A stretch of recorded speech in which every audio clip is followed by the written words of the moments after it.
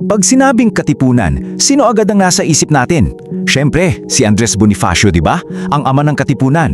Pero paano kung sabihin ko sa inyo na may isa pa siyang kasama sa pagtatag? Isang founding member kumbaga na parang kinalimutan na ng kasaysayan. Ngayon, aalamin natin ang kwento ng isang bayaning hindi lang basta matapang pero matalino at may paninindigan. So, eto yung tanong na gusto nating sagutin. Bukod sa Supremo, may iba pa bang nasa likod ng KKK? Sige nga, mag-isip kayo, may pangalan ba kayong naisip? Ayon, ang pangalang hinahanap natin ay Teodoro Plata. Pero sino nga ba siya? At bakit parang hindi siya kasing sikat ng iba? Ating alamin ang kwento niya. Okay, so si Teodoro Plata, taga Tondo rin pala siya. Parehong lugar kung saan galing si Bonifacio. Ang trabaho niya, isa siyang eskribano o court clerk. Hindi lang to basta trabaho, kasi dahil dito, nasaksihan niya mismo kung paano tumatakbo o kung paano hindi tumatakbo ang hustisya sa ilalim ng mga Espanyol. At ito yung pinaka-importante. Araw-araw, kitang-kita niya yung hindi patas na sistema. Yung mga kababayan niyang inaapi. Kumbaga, yung mesa niya sa korte, yun yung naging bintana niya para makita ang bulok na sistema. At ito yung nagbigay sa kanya ng apoy para manghangad ng pagbabago. Dahil sa lahat ng nakita niya, naging malinaw para kay Plata na kailangan talaga ng organisadong pagkilos. At dito na papasok yung pagsilang ng isang samahan na, babago sa bukong kasaysayan ng Pilipinas. Isipin nyo to, gabi ng Hulyo 7, 1892, may isang super lihim na meeting sa isang bahay sa Azcarraga. Dito, opisyal na isinilang ang KKK. At ano ang papel ni Plata dito? Hindi lang siya basta miyembro ha, siya ang pinili bilang kauna-unahang kalihim ng katipunan. First Secretary yan.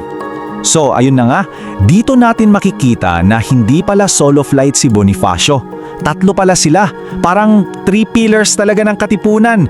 Nandyan si Bonifacio, ang Supremo, si Ladislao Diwa, ang kanyang kasama, at syempre si Teodoro Plata, ang kanyang kalihim. Sila yung original na trio, yung utak sa likod ng fundasyon ng revolusyon. Tandaan natin to, hindi lang basta tagasunod si Plata, kasama siya sa nagplano ng lahat. Pero syempre, hindi naging smooth sailing ang lahat para sa katipunan. Dumating yung isang point na kailangan nilang magdesisyon. At dito talaga natin makikita ang kakaibang pag-iisip ni Plata. Fast forward to August 1896, nabulgar ang sikreto ng katipunan. Biglang nasa alanganin ang lahat ng miyembro, so kailangan nilang mamili at mabilis. Susugod na ba sila sa himagsikan kahit kulang sa paghahanda o maghihintay pa? Grabe yung pressure, di ba? Okay, dito sa Pugadlawin, dito nagkainitan. Kasi yung karamihan, ang sigaw, sugod na, himagsikan na. Pero si Plata, iba yung tugtog niya. Siya yung nagsabi, teka lang, preno muna tayo. Kulang pa tayo sa armas, hindi pa tayo handa. At tinawin natin hindi ito dahil duwag siya. Practical lang talaga siya mag-isip. Alam mo yun, yung taong pinag-iisipan muna ang bawat hakbang kasi ayaw niya ng padalos-dalos na desisyon. Pero ito yung nakakabilib sa kanya. Kahit tutol na tutol siya, nung nanalo yung boto na ituloy ang laban, hindi siya nag-walk out, hindi siya kumontra. Iginagalang niya ang desisyon ng grupo at sumama pa rin siya. Yun yung tunay na pagkakaisa, di ba? At yung desisyong yon sa Pugadlawin, yun ang nagsimula ng lahat. Yun din ang nagtakda ng kapalaran ni Teodoro Plata. At yung susunod na mangyayari, yun ang magpapatunay ng kanyang katapatan at sakripisyo. Dahil isa siya sa mga original founder, syempre, nasa top of the list siya ng mga wanted ng mga Espanyol, si Teodoro Plata. Ibig sabihin, bawat galaw niya may panganib. At ayun na nga, hindi nagtagal, nangyari ang kinatatakutan. Nahuli siya, nadakip siya ng mga gwardya sibil, at dito na magsisimula yung pinakamabigat na pagsubok sa buhay niya. Alam nyo, kahit na sobrang pinahirapan siya sa kulungan, nanatiling tikom ang bibig ni Plata. Walang pangalan na lumabas, walang impormasyon. Mas pinili niyang mangtiis kaysa ituro ang mga kasama niya sa katipunan. Grabe ang loyalty. Ang bilis ng mga pangyayari, nadakip siya noong Agosto 1896. Pagkalipas lang ng ilang buwan, hinatulan na siya ng kamatayan.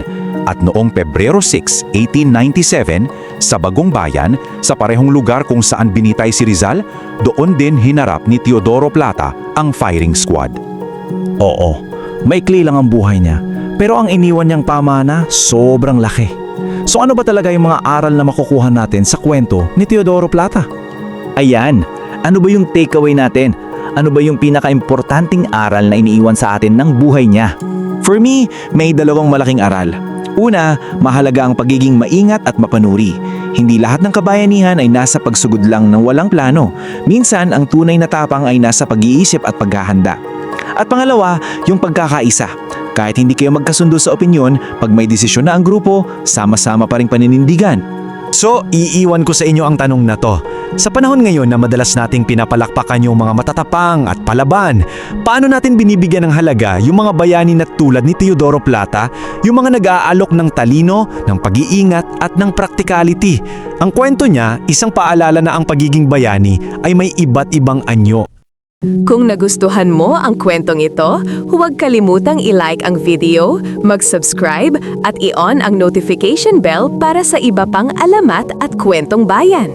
I-share mo rin ito para mas marami pang Pilipino ang makaalala ng kagandahan ng ating mga kwento.